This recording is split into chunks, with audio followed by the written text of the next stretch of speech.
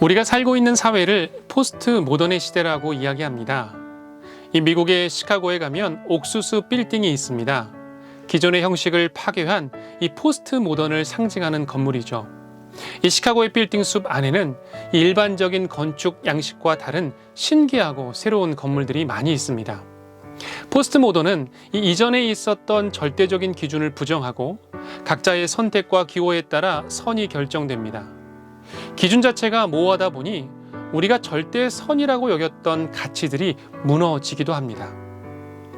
그래서 요즘에 나오는 이 영화나 드라마를 보면 이 선과 악의 경계가 모호하게 서 있는 캐릭터들이 많습니다.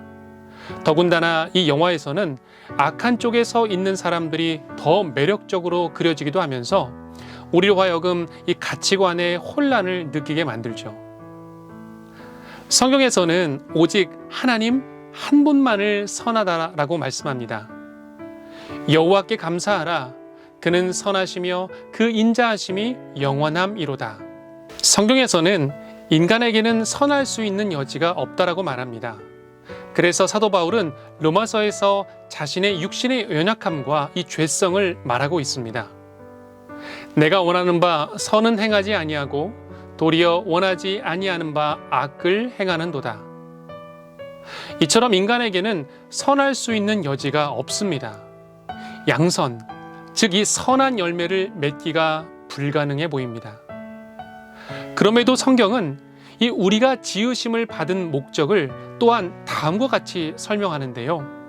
우리는 그가 만드신 바라 그리스도 예수 안에서 선한 일을 위하여 지으심을 받은 자니 이 일은 하나님이 전에 예비하사 우리로 그 가운데서 행하게 하려 하심이니라.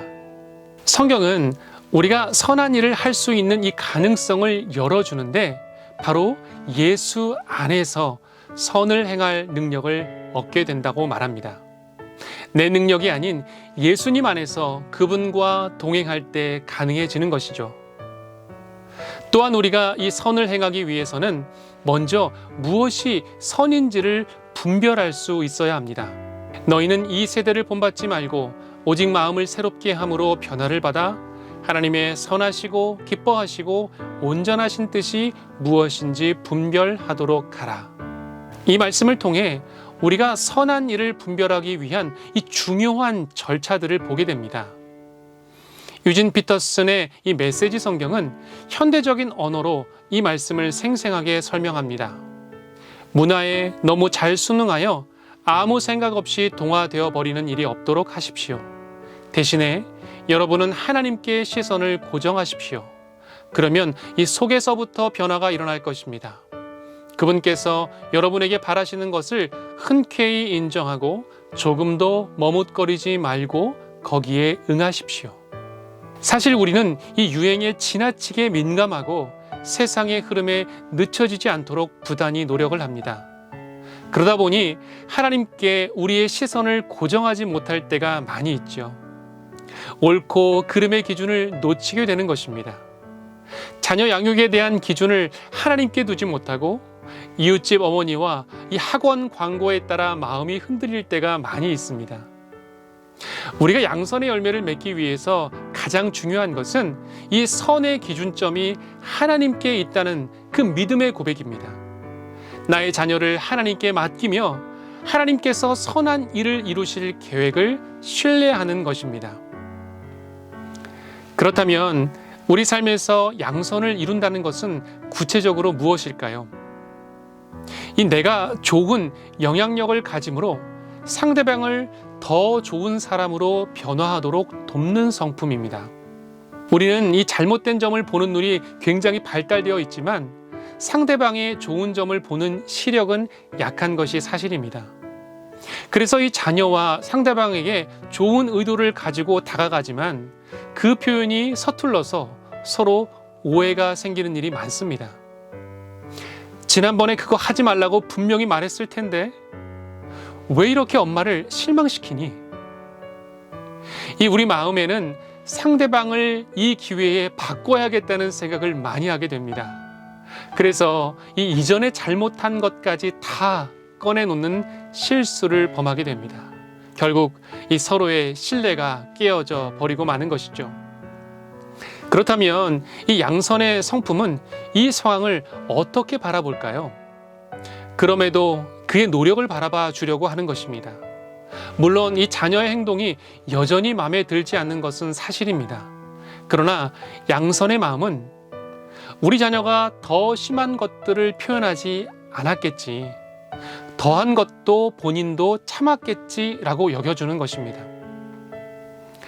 장경철 교수님의 이 이름보다 오래 기억되는 성품이라는 책을 보면 양선의 성품을 전하기 위해 사실적인 칭찬을 넘어선 계시적인 칭찬을 자주 하라고 말씀합니다. 미리 이 비전적인 칭찬을 하는 것이죠.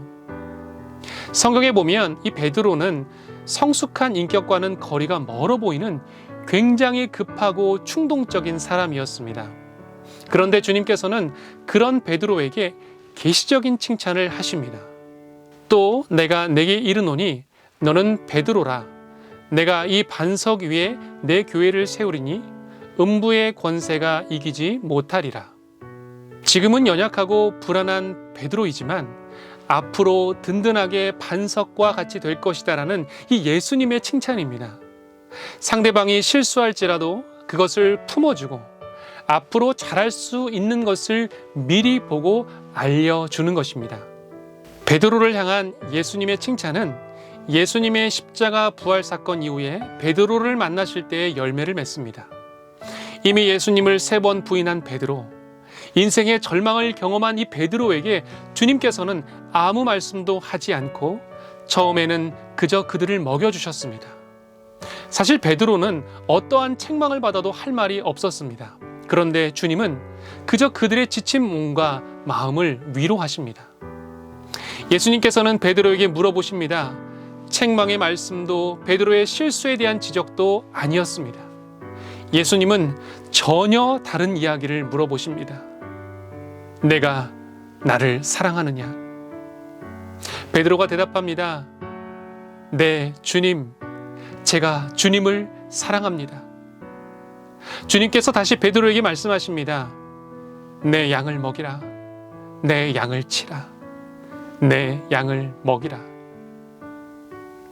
예수님은 낙담하고 있는 이 베드로에게 또다시 이 비전적인 말씀을 하십니다. 너는 내 양을 먹이는 사람이 될 것이다. 이때부터 베드로는 담대하고 든든한 이 복음 전도자의 사명으로 살아가게 됩니다. 성경에 이 또 다른 양선의 사람 중 한 명을 꼽으라면 바나바가 있습니다. 바나바는 착한 사람이요, 성령과 믿음이 충만한 사람이라 이에 큰 무리가 주께 더하여 지더라. 바나바는 착한 사람, 양선의 열매를 맺은 사람이었습니다. 그의 삶은 성령과 믿음이 충만하여 하나님으로 가득 채워진 사람이었습니다. 즉 선하신 하나님으로 가득 채워지니 그 선함이 밖으로 드러난 것입니다. 그런데 놀라운 사실은 이 바나바의 양선의 열매가 무슨 열매로 나타납니까?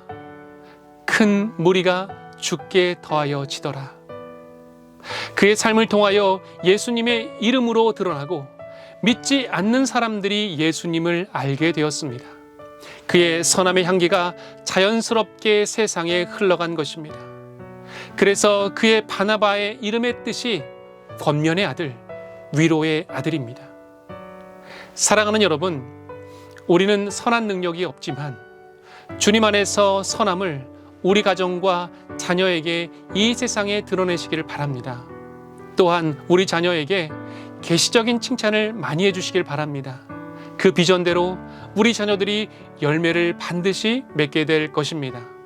바라기는 우리 자녀들이 이 양선의 열매를 맺어 세상을 위로할 수 있는, 누군가를 선함으로 이끌 수 있는 바나바와 같은 권면의 자녀가 되기를 주님의 이름으로 간절히 축원드립니다. 아멘. 함께 말씀을 가지고 기도하겠습니다. 너희로 하여금 모든 신령한 지혜와 총명의 하나님의 뜻을 아는 것으로 채우게 하시고 주께 합당하게 행하여 범사에 기쁘게 하시고 모든 선한 일에 열매를 맺게 하시며 하나님을 아는 것에 자라게 하시고 아멘. 하나님, 사랑하는 자녀가 양선의 열매를 아름답게 맺게 하옵소서.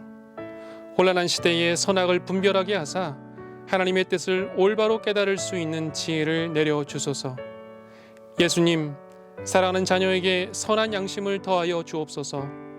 바나바처럼 착한 사람이요 성령과 믿음이 충만한 사람이 되어 큰 무리를 주님 앞에 돌아오게 하는 주님의 제자 되게 하소서.